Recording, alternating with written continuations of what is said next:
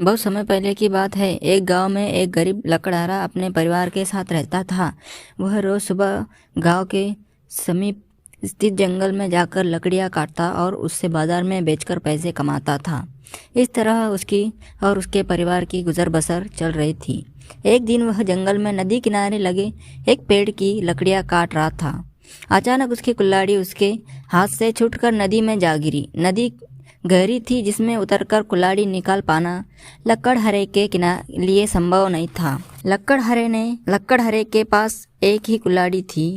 उस कुल्हाड़ी के नदी में गिर जाने से वह परेशान हो गया था। वह सोचने लगा कि अब वह अपनी जीविका कैसे चलाएगा।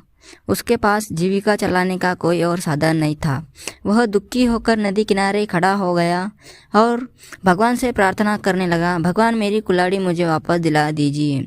लकड़हरे की सच्चे मन से की गई प्रार्थना सुनकर भगवान प्रकट हुए। उन्होंने उससे पूछा, पुत्र तुम्हें क्या समस्या है?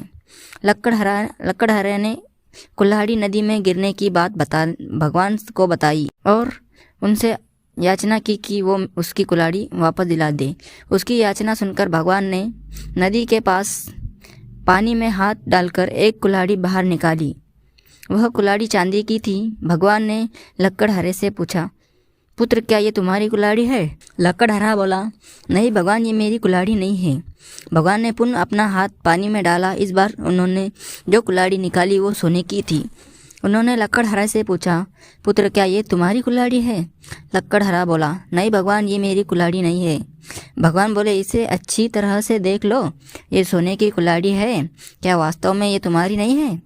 नहीं भगवान, लकड़हरा बोला, सोने की इस कुल्हाड़ी से लकड़ियाँ नहीं कटती। ये मेरे किसी काम की नहीं है। मेरी कुल्हाड़ी तो लोहे की है। इस बार कुल्हाड़ी देख लकड़हरा प्रसन्न हो गया और बोला, भगवान ये मेरी कुल्हाड़ी है, आपका बहुत बहुत धन्यवाद। भगवान लकड़हरे की ईमानदारी देख बहुत प्रसन्न हुए और बोले, पुत्र मैं तुम्हारी ईमानदारी से बहुत अत्यंत प्रसन्न हूँ, इसलिए तुम्हें लोहे की कुल्हाड़ी के साथ साथ सोने की और चांदी की कुल्हाड़ी भी देता हूँ। यह कहकर भगवान अत्यंत अंतर्ध्यान हो गए।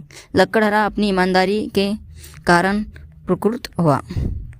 सीख, सदा ईमानदार रहे, ईमानदारी से सदा सराही जाती है।